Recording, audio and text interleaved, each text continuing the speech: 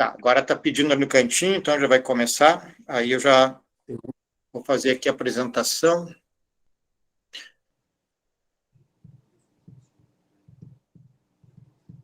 Ok, gravando. Bom, então hoje nós temos o segundo dia do nosso Seminário Internacional de Criminologia. É um evento destinado, né, a incentivar o raciocínio crítico dos alunos nessa área das políticas penais, de controle da criminalidade. E hoje nós teremos a importante contribuição do professor Nelson Lourenço, que falará sobre o paradoxo da prisão, o aumento da população prisional reduz o crime.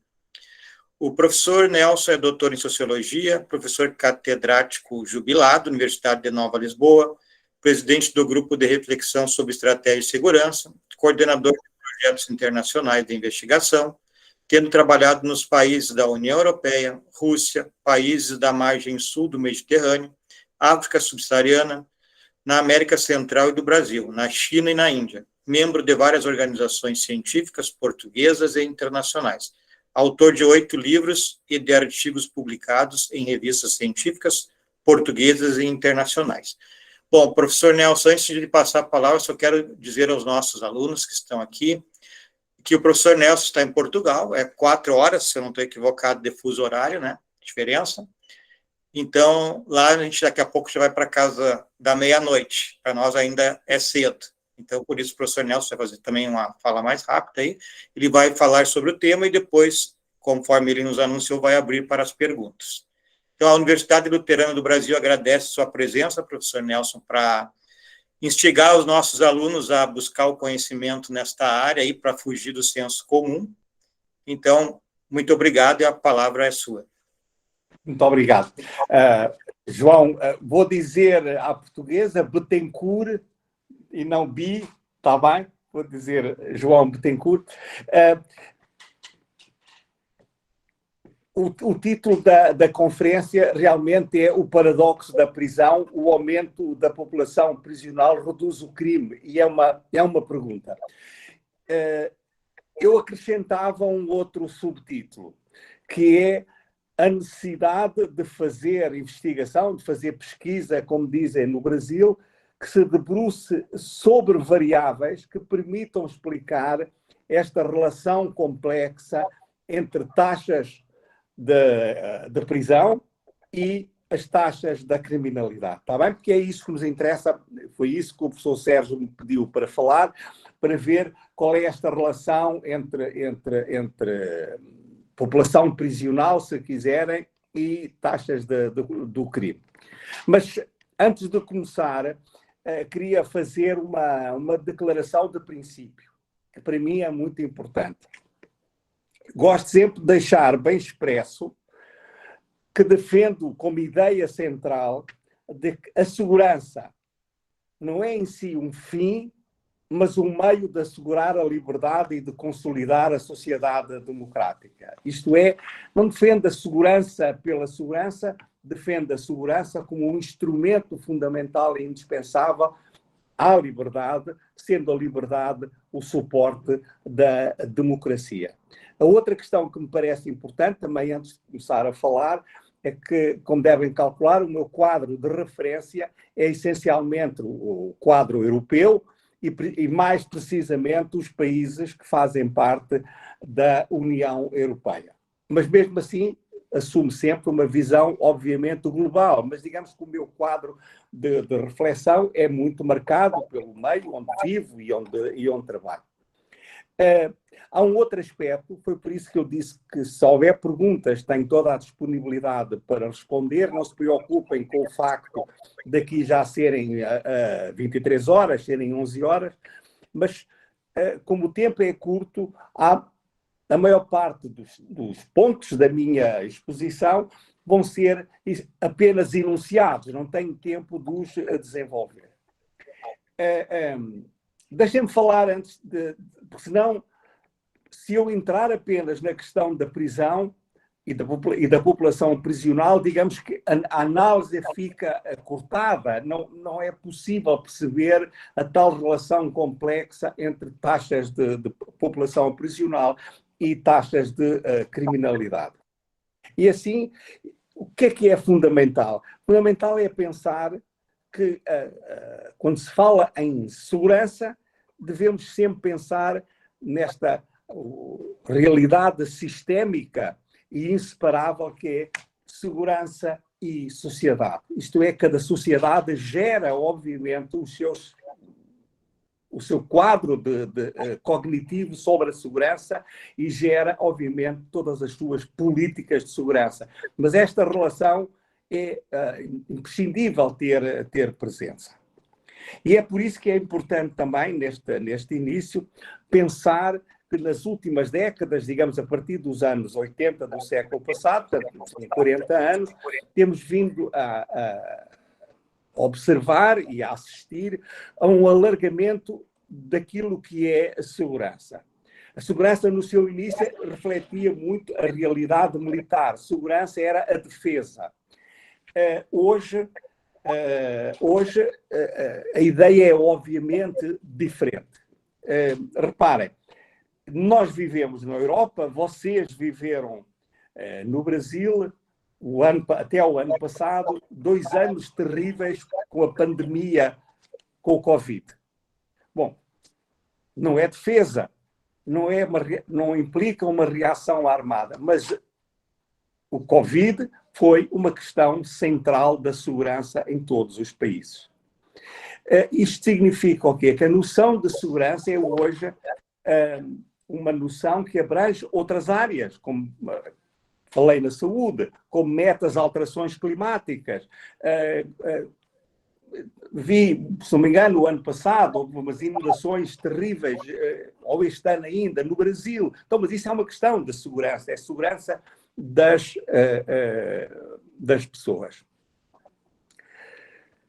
O que é que eu quero dizer com isto? É que nós passamos de uma visão restrita de segurança para uma noção alargada de segurança, para uma visão de segurança que era centrada essencialmente no Estado, para uma visão de segurança que é centrada na pessoa. Isto é, não vou dizer no homem, porque senão poderia ser acusado de estar a fazer, no ser humano. Não é no homem e na mulher, o homem com H grande. E esta é a noção de segurança que nós temos hoje. É uma noção mais densa, mais alargada, mais extensa e cuja compreensão pressupõe a tal relação permanente com a sociedade.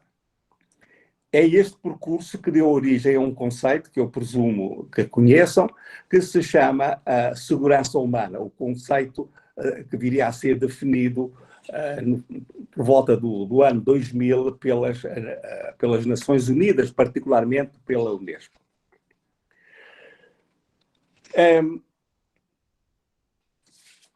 Posto isto, partindo desta relação complexa entre segurança e sociedade, passemos a um outro ponto antes de falar em prisões. Quando eu olho para a segurança hoje, eu tenho 2 perspectivas diferentes. Tenho uma delas que é, eu diria, objetiva. E tanto faz estar a falar em termos militares, isto é, da defesa, ou em termos daquilo que na Europa se chama a segurança interna e que eu creio que no Brasil vocês não usam muito o conceito de segurança interna, mas digamos a segurança pública. E a questão... há aqui uma questão terminológica importante. Eu tenho tido muitos alunos brasileiros de doutoramento e sei que a Europa usa este conceito de segurança interna e que no Brasil é menos conhecido. Qual é o outro salto que foi importante, que foi dado e que é muito importante reter? É que a uma visão objetiva da segurança e que na questão da segurança interna é medida pelo número de crimes que ocorrem num determinado espaço.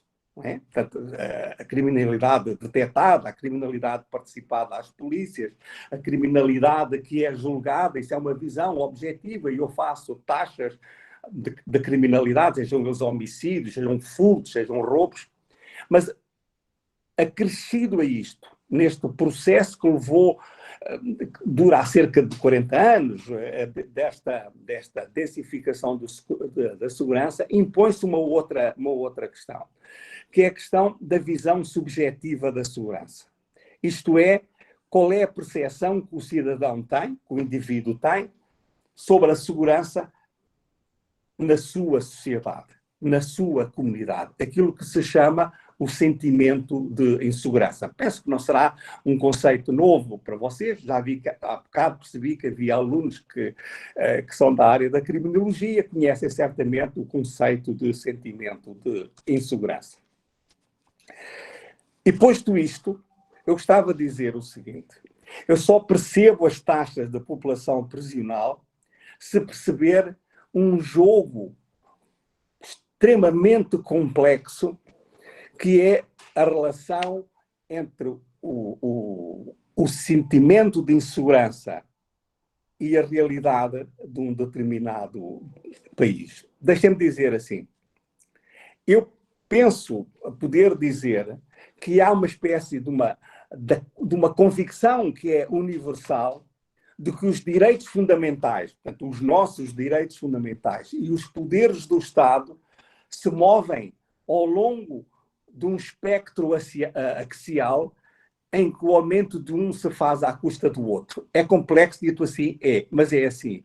Quando as pessoas se sentem inseguras, dito de outro modo, quando o sentimento de insegurança é alto, quando o sentimento de insegurança é elevado, as pessoas tendem a abdicar de alguns dos seus direitos fundamentais.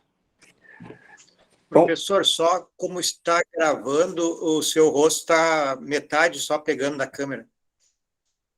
Sabe porquê? Eu estou a fazer isto. Então eu recuo. Assim está bom? Tá bom. Está bom agora, pronto. Então eu tenho de recuar. Senão fico o orador invisível. Já vi, fico o orador invisível. Mas voltando a esta questão que para mim é central. Reparem, um exemplo fácil. O 11 de setembro em Nova Iorque. O que é que aconteceu? Um sentimento de insegurança, isto é, o modo como os cidadãos nova-iorquinos, particularmente, mas os cidadãos americanos no geral, percepcionam a segurança, levam-os a sentir-se extremamente inseguros e o sentimento de insegurança atinge um nível muito alto. Nesse momento, quase generalizadamente, as pessoas abdicaram parcialmente dos seus direitos. Devem conhecer o Patriotic Act, portanto, a lei americana que sai nessa altura, com um conjunto muito elevado de direitos dos cidadãos, chamados direitos fundamentais. Creio que alguns são de direito, portanto, são conceitos que estão dentro do vosso conhecimento. As pessoas abdicaram de parte dos seus direitos. O Patriotic Act é uma limitação enorme nos direitos das pessoas, porque em nome da segurança. Em nome da segurança eu abdico de uma parte da minha segurança. No Brasil deve acontecer o mesmo que aqui. Em nome da segurança, para combater o sentimento de insegurança do cidadão, muita gente autorizou a existência de um número enorme de câmaras de videovigilância. Não é? Eu vou a qualquer lado, eu estou a ser filmado. A minha privacidade é violada. Onde eu fui, onde eu estou, praticamente o que eu comi, etc. E isso resulta deste jogo entre a percepção elevada de insegurança, ou em determinado momento ela aumentou, e os direitos humanos e esta minha abdicação daquilo que é um direito meu fundamental. Quando é que isso acontece? Normalmente nos momentos em que há um aumento da taxa de criminalidade, por um lado, ou que há um evento particularmente grave, como foi o 11 de setembro. Bom, é isto que eu estas duas introduções, a densificação do conceito de segurança, a questão do sentimento de insegurança e este espectro axial, este jogo, que me permite eventualmente explicar um pouco como é que os diferentes países se relacionam com a questão do aumento da população prisional. Que a expressão que eu uso é o endurecimento das penas. E realmente é a medida mais fácil, não é? Se a criminalidade aumentar em determinado contexto, a maneira mais fácil que eu tenho é prender as pessoas. Pronto, retirá-las da sociedade. É o mais fácil de fazer. E eu não vou... isto é um estudo anterior, não vou aqui falar em outros países, vou apenas falar no caso dos Estados Unidos, está bem? Principalmente porque os Estados Unidos me permite fazer digamos, um contraponto fácil com a Europa. Os Estados Unidos têm taxas de criminalidade muito mais elevadas que a Europa e têm, obviamente, uma população prisional muito maior. Eu dou-vos já, assim, de cor, mas são verdadeiros, são elementos verdadeiros, dois elementos, dois dados. A população prisional nos Estados Unidos por 100 mil habitantes, que eu tenho de ter, digamos, isto tem que trabalhar com valores relativos e não com valores absolutos, a população prisional dos Estados Unidos por 100 mil habitantes eram, em 2020, 848 indivíduos por cada 100 mil habitantes. Em 100 mil pessoas, 848 estavam presos. Em Portugal são 110. Tá bem? São 8 vezes menos. No Reino Unido, em que há uma propensão à detecção maior do que em Portugal, são 150 pessoas. São dados de 2020, são os dados oficiais. Né? Estou a usar os dados dos Estados Unidos, estou a usar os dados do Eurostat, e presumo que saibam que o Eurostat é, digamos, o sistema europeu de estatísticas, não é? Portanto, os 27 países têm o mesmo sistema de estatística. E vou para os Estados Unidos porque me permite fazer esta comparação, digamos, forte entre a realidade europeia e a realidade americana. Saberão, eu acho que isto é do conhecimento geral, que por volta dos anos 80 a criminalidade na América do Norte, nos Estados Unidos, atingiu valores altíssimos. E é quando aparecem um conjunto de pressupostos teóricos baseados eu vou-lhe chamar ideologia, que é a ideologia da tolerância zero. Portanto, eu devo ter uma atitude de não tolerar o crime. Portanto, e isso leva àquilo que se chama a tolerância zero e que também saberão que está suportada por um estudo, portanto, uma teoria que foi lançada também nessa altura, a teoria da broken windows, portanto, a teoria do vidro partido. Não sei se conhecem, não sei se estou a olhar para as caras, principalmente dos alunos, não sei se não conhecem a teoria. Bom, assim, não. Então, a broken windows é isto. Eu tenho um prédio, está bem? E chega lá uma pessoa e atira uma pedra e parte um vidro de uma janela. Broken windows, partir o vidro, né? Partiu. Se no dia seguinte o vidro for reposto, dificilmente haverá outra pedra. Mas se eu partir o vidro e no dia seguinte ninguém repõe o vidro, eu vou e parto o segundo vidro e passado pouco tempo não há um único vidro no prédio. Este estudo é extremamente interessante, não nasceu assim no ar, foram feitos vários casos de simulação com prédios e com carros abandonados para mostrar o quê? Que ou há uma atenção constante em relação à sociedade e ao ambiente em que vivemos, ou então, digamos que o comportamento delinquente, se quiserem, vai aumentando de esfera, bom, de intensidade. Quer a ideia da tolerância zero, quer a ideia da broken windows, defende o quê? Defende essencialmente uma prevenção muito precoce da delinquência, particularmente no caso urbano, portanto, da violência urbana, uma prevenção muito precoce com uma ação muito rápida. E até aí, digamos que é fácil de aceitar esta ideia, como no fim gostaria de voltar a isto. Mas, simultaneamente, nos anos 80, portanto,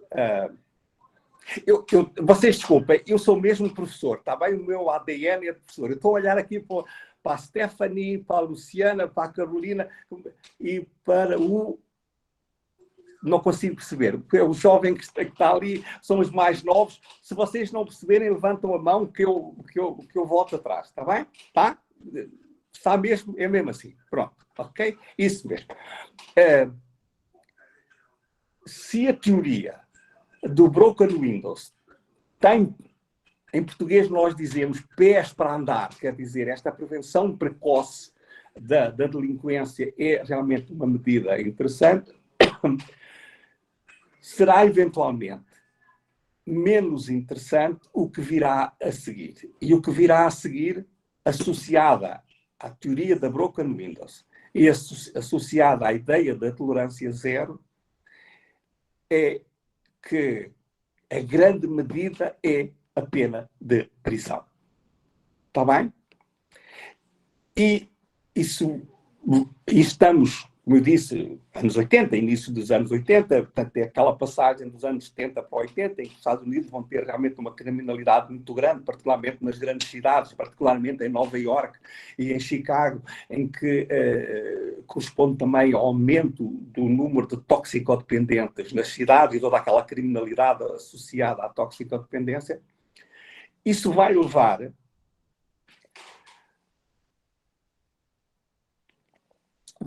a quê? A um aumento exponencial do número de população detida. Só para dizer, isto está em inglês, mas é fácil, eu traduzo.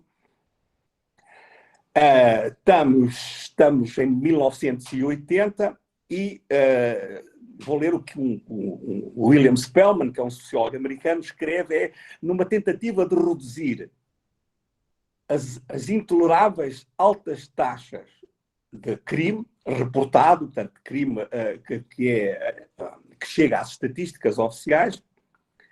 Os Estados dos Estados Unidos, eles são como vocês, uma república federal, duplicaram em 10 anos a população prisional e nos 10 anos seguintes voltaram a duplicar. Isto é, no fundo, a grande medida que foi aplicada, para além da prevenção precoce do combate à delinquência, foi a pena de prisão.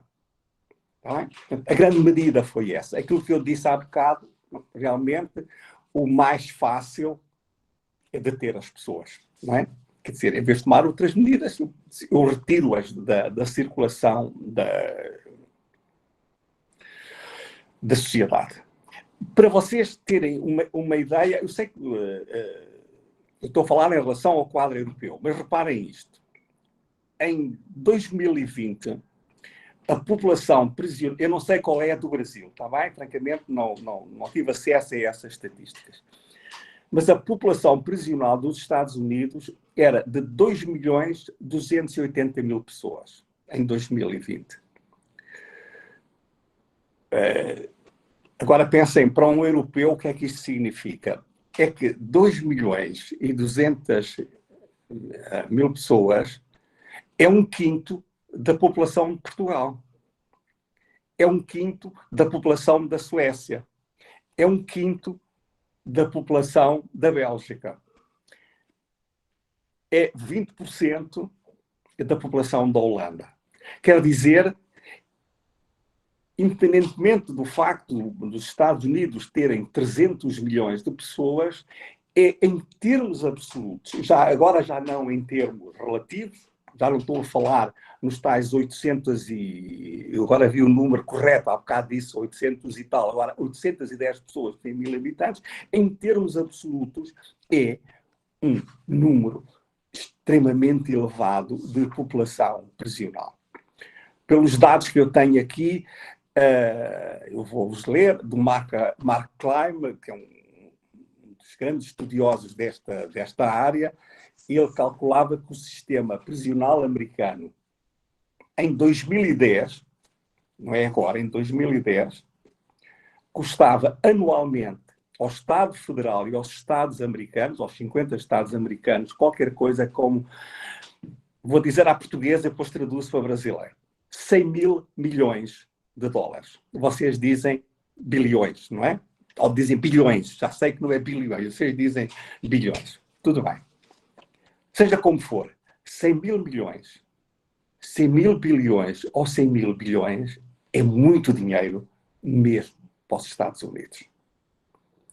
Mas posso voltar a dizer, é a medida mais fácil de aprender.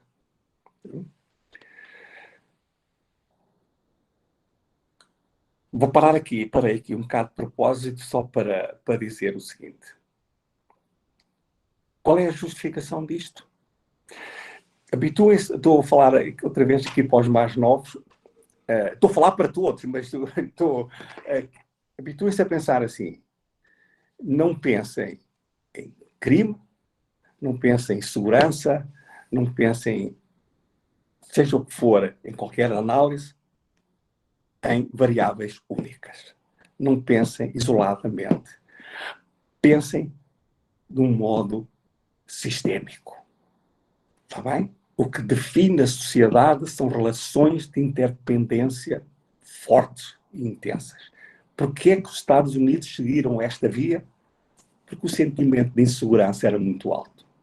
E o sentimento de insegurança podia ter dado outro, no tal espectro racial, não é? Entre direitos fundamentais e o sentimento de insegurança, a medida foi as pessoas endurecerem significativamente as medidas de repressão e combate ao crime, usando aquela que é mais fácil de aplicar, que é de criar uma população encarcerada, ou uma população prisional extremamente elevada.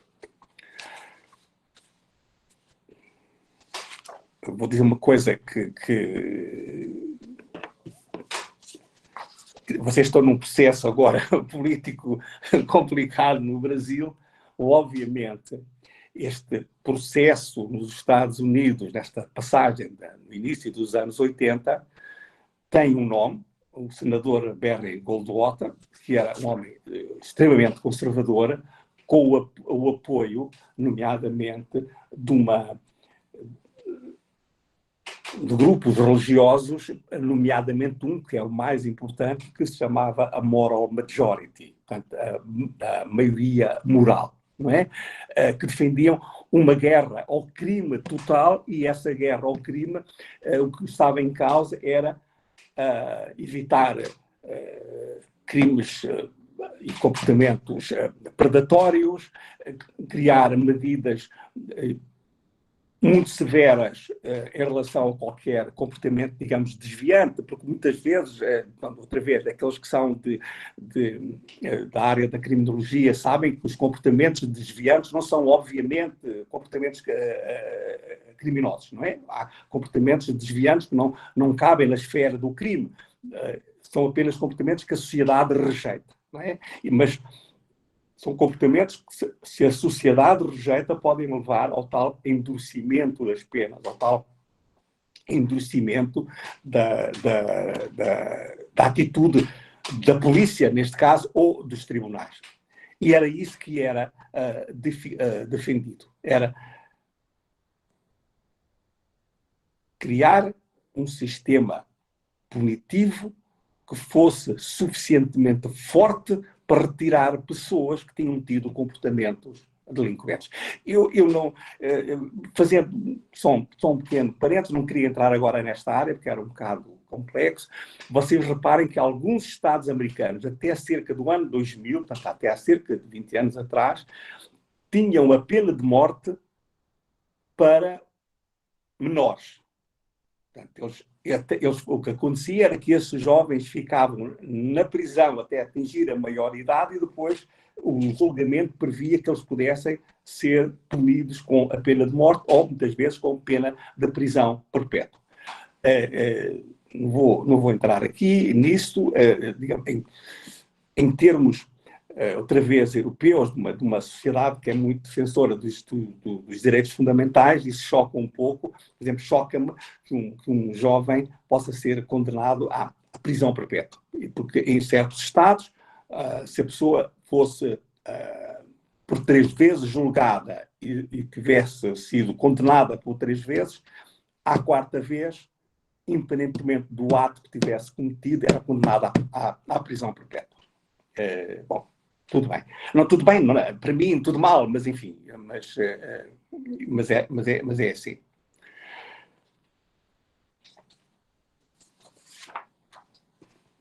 Eu parei porque não quero levar muito tempo, só para... já viram, e é isso que eu queria agora reforçar, uma dicotomia, está bem?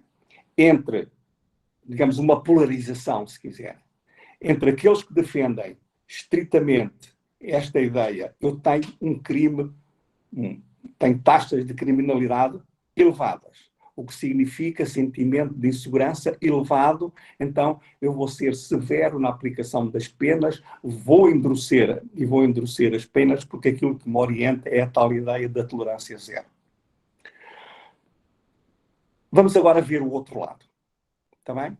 E o outro lado são um conjunto cada vez maior de estudos que vem aparecendo, que mostra que o aumento da população prisional não é acompanhado, digamos, sistematicamente, não há uma relação de causa e efeito direto com a diminuição da criminalidade. Não é por eu aumentar as penas que eu consigo diminuir o crime, tá bem? Não é para aumentar um que eu consigo a diminuição do outro. Esses estudos têm também mostrado uma coisa importante, que é uma discriminação ativa em relação a certos setores da população. É fácil para vocês irem à net, agora a net tem lá tudo, para verificarem que uma parte significativa da população prisional americana são afro-americanos. Portanto, é a população negra, ou, enfim, aqueles estados intermédios mais escuros, menos escuros. Ou a segunda população, o segundo grupo são latino-americanos, né? Que é aquela designação que há na América. O latino-americano não quer dizer que seja da América Latina, porque há uma coloração da pele diferente. Portanto, esta é uma ideia que eu gostava aqui agora de entrar para terminar. Eu acho que já ultrapassei os 20 minutos, não é, professor João Betancourt? Já ultrapassei os 20 minutos, mas eu vou acabar rapidamente. Fique à vontade, professor. Posso? Então está bem. Então, só para terminar agora esta parte que eu ponho particular importância nisto. Aquilo que esses estudos que eu estava agora a referir mostram é que não há uma evidência científica forte que associe a flutuação das taxas de criminalidade às taxas da população detida. Está bem? Uma não justifica o outro. E há um Estado que é apontado como um Estado exemplar neste caso. Um dos Estados que, a partir dos anos 80, mais diminuiu a criminalidade e que mais permitiu uma vida relativamente normal, digamos, em termos europeus, as pessoas circularem pela cidade e irem para a Broadway, aos teatros e ao cinema, é o Estado de Nova Iorque. E o Estado de Nova Iorque até é o Estado que mais verificou a diminuição da sua população prisional. Quer dizer, não há realmente... E no meio dos estados que são apontados, eu falei no estado de Nova Iorque, podia falar no estado de Connecticut, no estado de Nova Jersey, no estado do Ohio, no estado de Massachusetts e outros, foram estados em que as medidas tomadas de política criminal e de segurança pública que tiveram mais efeitos foram precisamente aqueles onde a população prisional também diminuiu. Para terminar e para não irmos, para não perder mais tempo, Quais são os fatores que são destacados, estamos a falar do caso sempre dos Estados Unidos, que são destacados como mais eficazes no combate da criminalidade e que depois são acompanhados pela diminuição do crime? Um deles que é fundamental: diminuir a convicção de impunidade.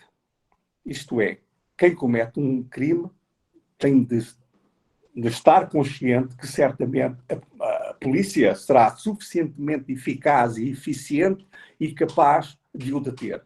2, que a justiça será célere. Não é? Portanto, não se prolongam com prisões preventivas à espera, não sei quantos meses de um julgamento, etc. Portanto, celeridade e eficácia para diminuir a sensação de impunidade, o sentimento de impunidade. E mais 2 coisas que não nos podemos esquecer. Eu disse que só percebemos a segurança se tivermos uma relação permanente entre segurança e sociedade. São as medidas de caráter social.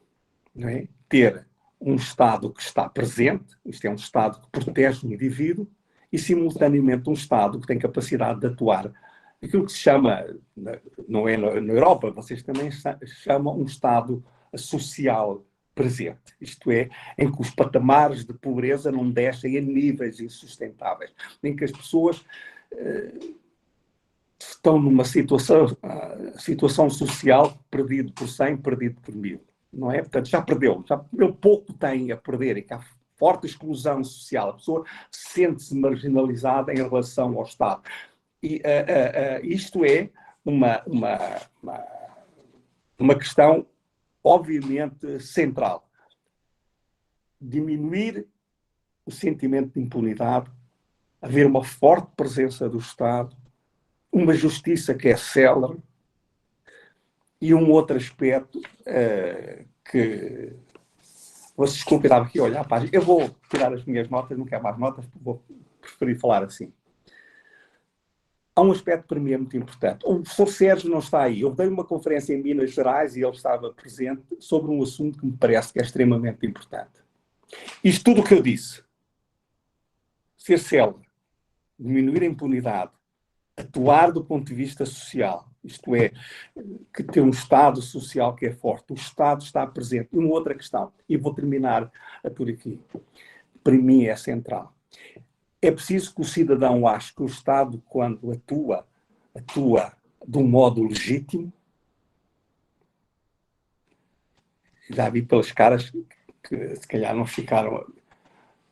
Conhece o John Locke, o filósofo do século XVIII, sobre a teoria da legitimidade. A Carolina está a dizer que sim. Vocês sabem, uma coisa é legal, é o que vem na lei. A legitimidade é quando o cidadão acha que aquela lei é legítima, isto é, que está ao seu serviço e não ao serviço do Estado. Eu disse-vos, quando falei sobre a evolução do conceito de segurança, que a segurança hoje não deve ser pensada em função do Estado, deve ser centrada na pessoa. Portanto, além de tudo mais, legitimidade da ação do Estado. Eu tenho que ter confiança no Estado a que pertenço. Certo? Legitimidade. Se o cidadão achar que o Estado é legítimo, falta uma outra coisa para completar isto tudo. Confiança na polícia. Quem é o principal agente do Estado na criminalidade? A polícia. Eu costumo dizer que a polícia é o front desk do Estado, não é? Quando há qualquer coisa, nós criticamos aquela frase, não sei se dizem no Brasil, a polícia nunca aparece quando precisamos dela, não é? Ela tem de aparecer. Mas tem de aparecer, mas eu tenho de ter confiança na polícia. Tenho de achar que o Estado que mandou aquela polícia atua legitimamente. Que está ali presente para proteger quem? O cidadão. Eu disse tirava as notas, mas há aqui uma frase que eu gostava de ler, que é verdadeiramente para terminar isto. O Estado tem de ser forte, mas um Estado forte não é um Estado autoritário. Para mim, um Estado forte é um Estado legítimo, em que os seus agentes me merecem confiança, em que os seus agentes estão lá quando eu preciso deles, que diminui a sensação de impunidade de quem é delinquente e que minimamente protege os interesses daqueles que estão no baixo da escala social. Porquê? Para evitar autoritarismos, para evitar polícias que são discricionárias na sua atitude, justiça que não é célere,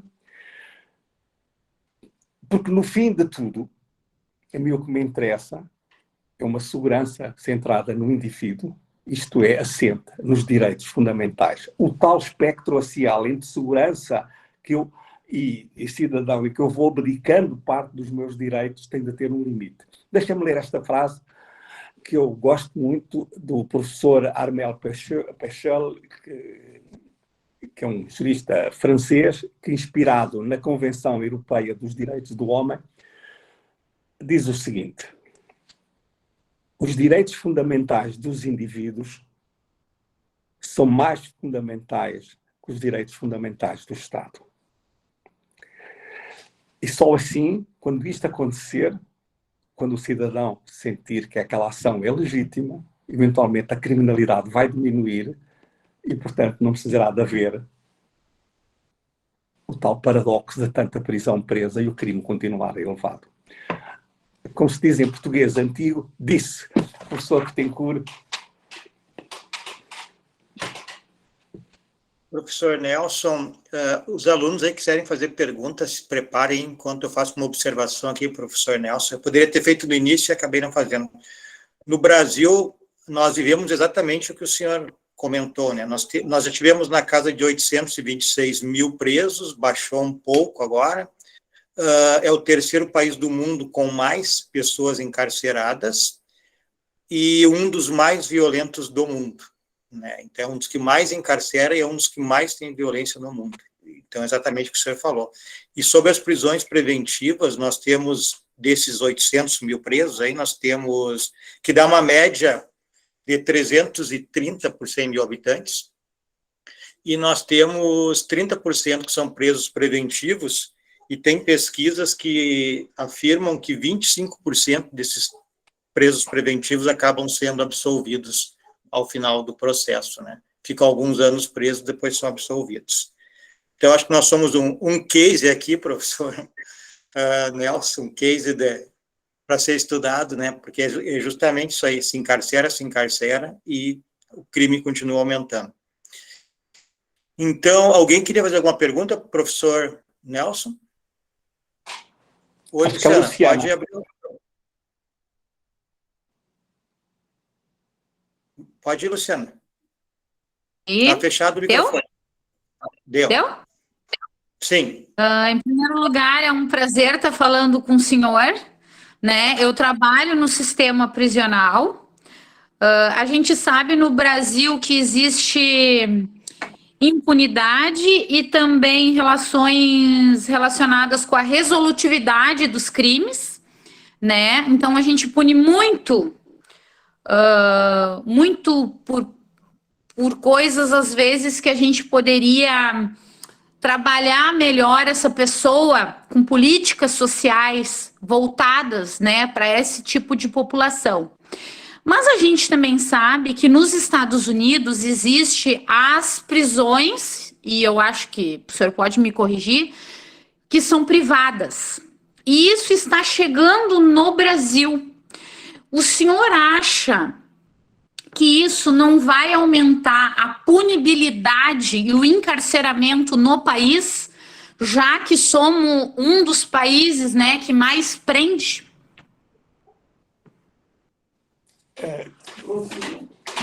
Olha, Luciana, acho que é uma ótima pergunta. Não lhe vou responder se a existência de prisões privadas vai contribuir para aumentar a população prisional, porque só lhe posso responder a isso depois de ver um estudo sobre isso, né? Portanto, eu não lhe vou responder a isso. Vou-lhe responder mais no campo do direito e mais no campo do direito constitucional. E eu acho que, tal como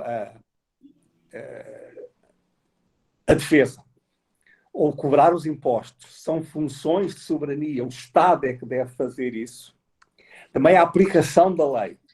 E neste caso, porque eu não posso retirar a prisão do sistema de justiça, não é? Porque a prisão existe porque houve uma sentença. E há uma sentença porque houve um julgamento. E isto faz um todo, não é? Há um julgamento, a pessoa foi considerada culpada e a sentença que lhe foi dada é uma sentença de prisão. E, portanto, tudo isso é, na minha opinião, Luciana, não vou sair daqui, é uma função do Estado, é uma função de soberania, não é? Não vou cometer a indelicadeza de comentar algo que é brasileiro. Eu não sou brasileiro, sou estrangeiro, seria indelicado. Vou-lhe dar a minha opinião enquanto cidadão, enquanto estudioso destas questões. Acho que o Estado, acho que a prisão é uma função que está inerente à soberania do Estado. Deve ser o Estado a manter isso. É a minha opinião. Que já agora, antes de acontecer, não sei se mais alguém estará preocupado com isso, mas eu estou, e muita gente está, que é o aumento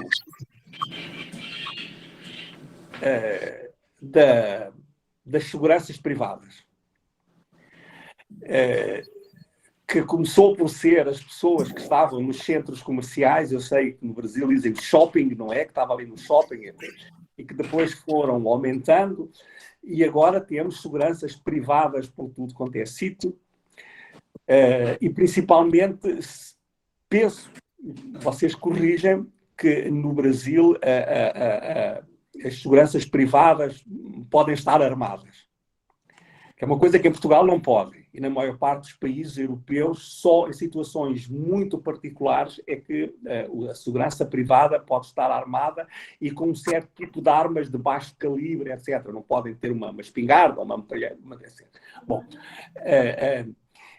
porque eu sou muito fiel àquela frase do Max Weber, do final do século XIX, princípios do século XX, que dizia que o Estado tem o monopólio legítimo da violência. Ora, prender é uma violência. Justa ou não, mas é uma violência, onde compete ao Estado. Andar com armas de fogo pode fazer ocorrer violência, do uso do Estado. Posto isto, tal como não simpatizo, falou-se há bocado na guerra da Ucrânia, que haja uma empresa russa que se chama Wagner, que tem não sei quantos milhares de mercenários a combater na Ucrânia, também não simpatizo com aquilo que aconteceu no Iraque, que os americanos tinham largos milhares de homens de empresas privadas para fazer a guerra suja que o exército não pode fazer. Está bem? Bom, mas isso já estamos a sair a minha resposta é, não sei se aumenta ou se não aumenta, pessoalmente não vejo com simpatia. Está bem, Luciano? Mais perguntas? Alguém mais gostaria de fazer uma pergunta? Não? Então, eu faço uma, então, professor. Mas eu vou dizer uma coisa, professor, eu vou dizer que a Carolina tem um cão muito bonito. Ali Sim, verdade. Franciele, pode falar, Franciele.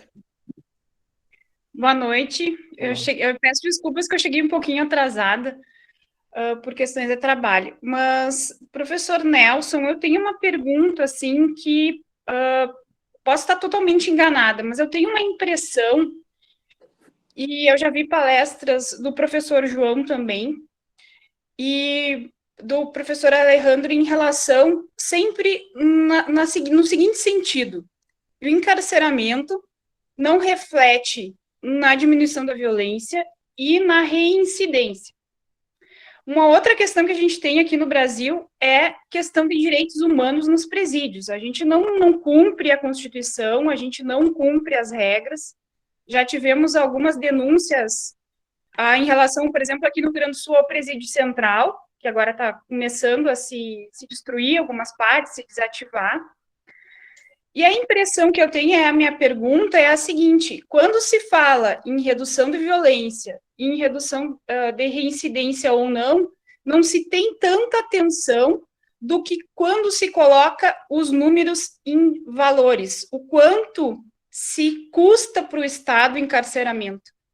E essa, eu não sei se é uma impressão que é aqui no Brasil ou isso se reflete em outros países, de que se dá mais importância ao debate nesse sentido quando a gente começa a discutir os números, o custo que isso traz ao Estado e que isso não está refletindo do que na parte da gente falar que a reincidência não está resolvendo, que a violência não está resolvendo, que os direitos humanos estão sendo atacados.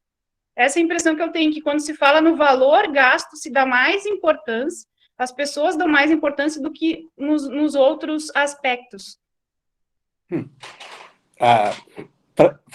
Franciele, deixa-me dizer assim, eu referi o valor astronómico que custa aos Estados Unidos manter o seu enorme sistema prisional, não é? Que um é estadual e o outro é federal.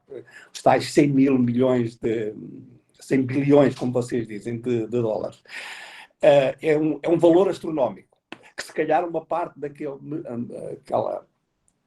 daquele dinheiro poderia ser usado em criar medidas alternativas da prisão, porque eu acho que a Luciana estava a falar nisso há bocado. Nem tudo precisa de ser prisão. Há medidas alternativas, trabalho à comunidade e sistemas que no Brasil também deve haver, que são as pessoas estão na prisão, mas vêm trabalhar cá fora e depois regressam. Acho que no Brasil também deve haver esse sistema.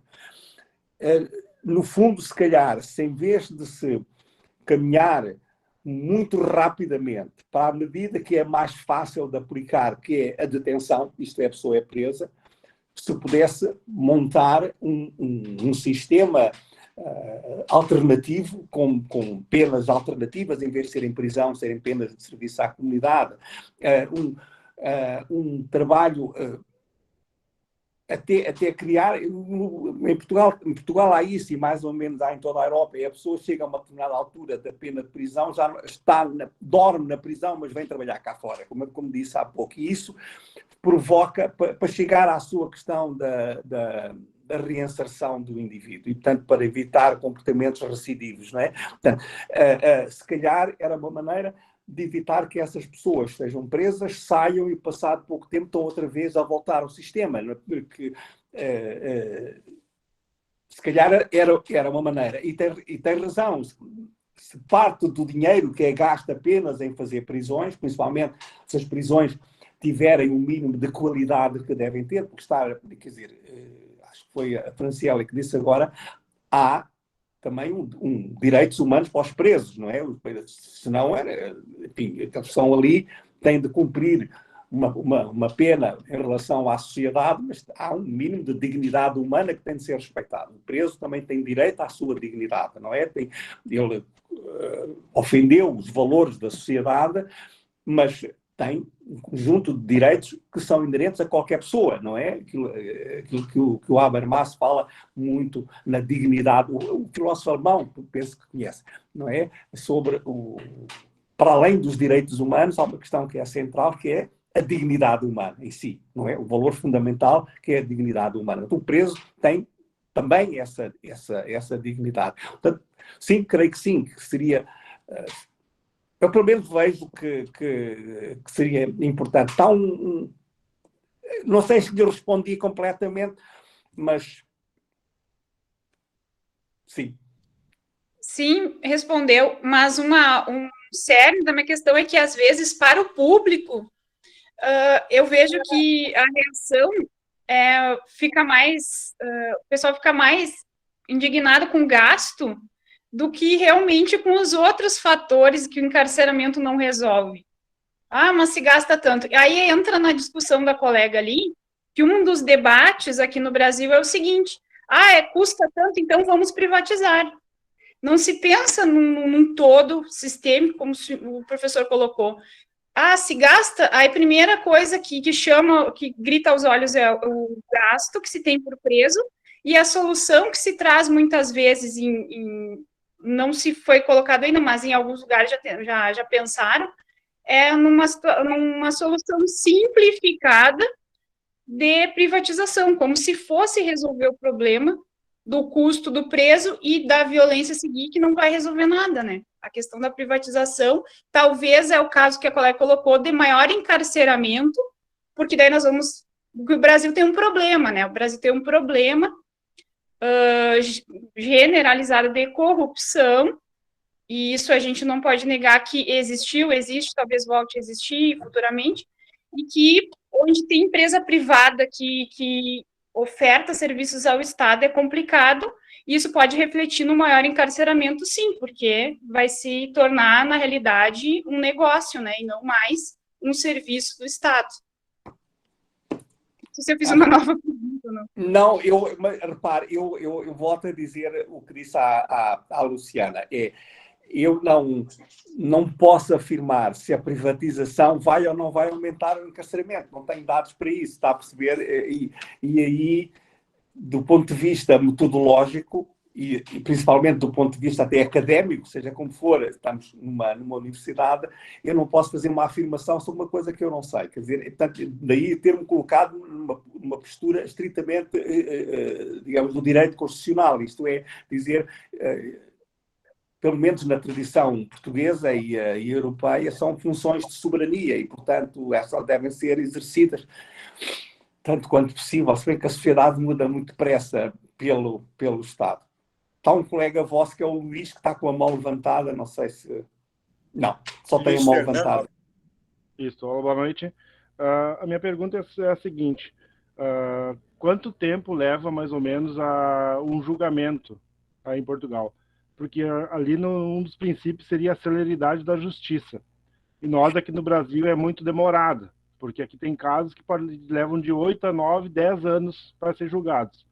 E o professor João levantou a questão que desses casos, às vezes, 25% são inocentes. Então isso também aumenta esse encarceramento, né? Sim, deixe-me dizer assim, quando se diz quanto tempo leva um caso a ser julgado, não lhe vou dar um número, está bem? Não lhe vou dar um número, porquê? Porque tudo depende de que tipo de caso é que é. Principalmente os casos que estão... A vossa colega falou em corrupção, não é? E só para dizer, há valores mais ou menos elevados de corrupção, mas corrupção há em todos os países, está bem? Na Suíça também eles são muito limpinhos, mas também há corrupção, pronto, não é? Não haverá, com taxas tão elevadas, eventualmente, como haverá no Brasil, ou, por exemplo, em Angola, etc. Mas os casos, só para fazer uma distinção, casos associados a homicídios, esse tipo de crime, digamos, contra a pessoa humana, são normalmente casos mais facilmente resolvidos. Ao fim de um ano, sei lá, 2 anos, esses casos estarão resolvidos. Esses casos de corrupção mais... como nós temos um grande, que aliás mete um ex-primeiro-ministro em Portugal, obviamente são casos que levam bastante tempo, está bem? Por uma razão simples. A corrupção é sempre aquele crime que em que não há propriamente um agressor, uma vítima, porque a vítima é o Estado e a vítima somos nós, não é? E, portanto, a pessoa que faz a corrupção ativa e o que faz a corrupção passiva querem tudo menos que se saiba que houve corrupção. E, portanto, são casos são difíceis de julgar e levam bastante tempo. O caso desse que está agora em curso de um ex-primeiro-ministro são os tais 8 anos, não é?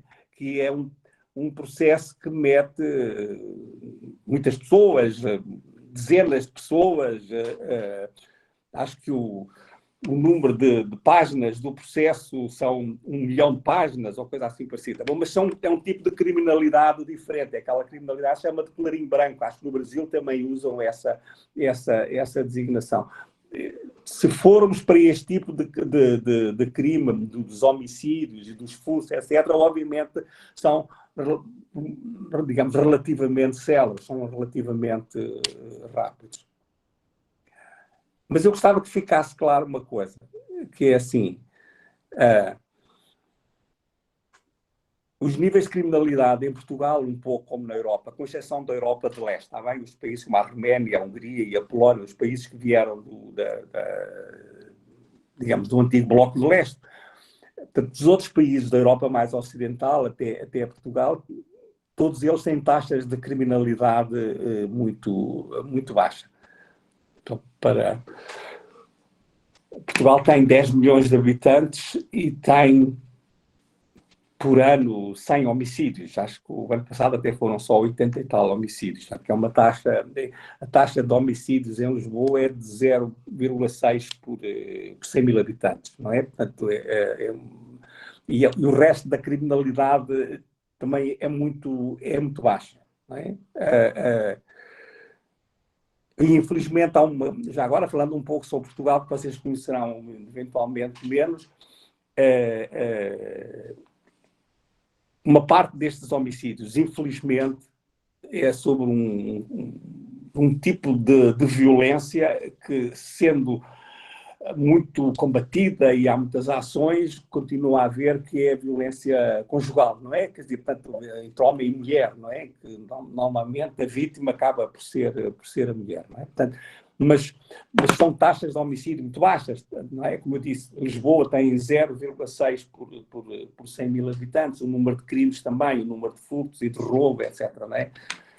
O vosso professor, o professor Sérgio, uma vez saímos à noite em Lisboa e o espanto dele era o facto de uma pessoa às 11 da noite ou à meia-noite pode ir a uma caixa multibanco. Como é que vocês chamam? Meter o cartão de crédito e tirar dinheiro? Não sei como é que vocês chamam. Não é multibanco, uma ATM, não sei. Como é que vocês chamam isso? Se vocês estão à noite, querem levantar dinheiro e vão a uma máquina, metem o cartão de crédito para tirar dinheiro, como é que se chama? Eu creio que seja extorsão. Não é extorsão. Legalmente, eu quero levantar dinheiro, levantar o meu dinheiro, vou a um banco Caixa eletrônico. Noite. Como? Caixa eletrônica.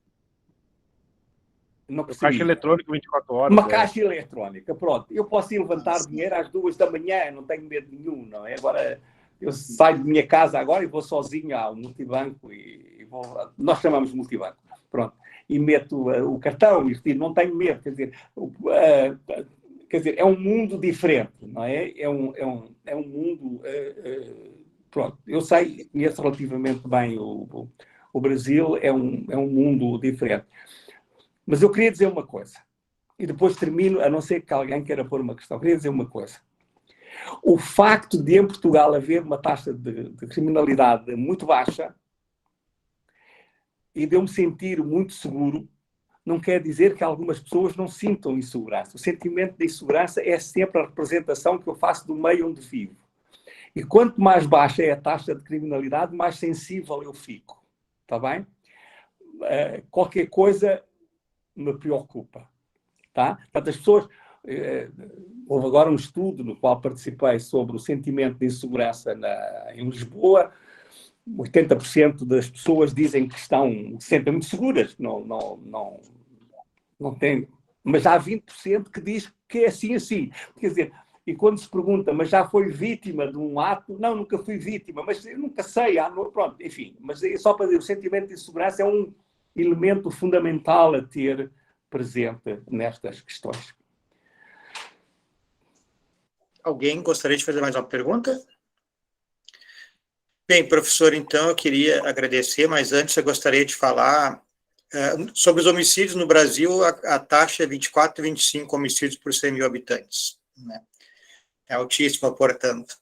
Mas eu queria agradecer imensamente, porque que nós precisamos que os nossos alunos aqui de um canto do Brasil, né, de uma universidade, um campus pequeno, tenham essa compreensão, né, de despertar o senso crítico para discutir essas questões e não aceitar tudo como correto, pronto e acabado, porque é uma política que o Brasil usa majoritariamente, que é o encarceramento, e a América Latina também. E outra também, quero lhe agradecer, professor, porque, como eu disse, nós estamos aqui num canto do Brasil, uma cidade pequena do interior, e dificilmente alguns dos nossos alunos teriam oportunidade de ouvir alguém falando da Europa, num contexto europeu, né? Então, isso nos dá uma bagagem muito grande para os nossos alunos e entender como funciona em outros continentes, e, enfim, ouvir uma pessoa, né, de outro canto aí do mundo. Então, fica o nosso imenso agradecimento, é uma experiência que todos vão levar com certeza para o resto da vida. Muito obrigado, professor, pela sua paciência, por esse avanço do horário aí, porque é meia-noite passado, né? Então, nosso agradecimento em nome da Universidade Luterana do Brasil. Foi um prazer, muito obrigado a todos, muito boa noite. Boa noite. Então é isso, pessoal, nós estamos encerrando hoje, então, o nosso evento, né, o nosso segundo seminário de criminologia. Fechar. Sim. O professor Bittencourt tem de mandar o que gravou. Amanhã já estará no seu WhatsApp aí, professor. Obrigado. Então, adeus. Boa noite a Okay. todos. Para as senhoras, um beijinho. Boa noite. Obrigado. Professor. Então, pessoal, agradeço vocês todos aí que participaram, né? Nós tivemos aí diversos alunos, né? Vocês viram que o tema que nós discutimos em sala de aula é importante, foi o que é debatido, né, em todo o mundo, e o que interessa é isso, a gente discutir e buscar, e saber que, ao menos saber que existem soluções, né, para esses problemas que os nossos gestores não conseguem resolver ou não querem resolver, enfim. Então, se alguém quiser usar a palavra, está aberta aí, senão a gente vai se despedindo, porque o professor vai ter que jantar agora, em alusão ao dia do professor lá na universidade. Né? Boa noite, professor. Bom jantar. Boa noite, professor. Boa noite. Boa noite. Boa noite, professor. Obrigada. Boa noite. Boa noite. Boa noite.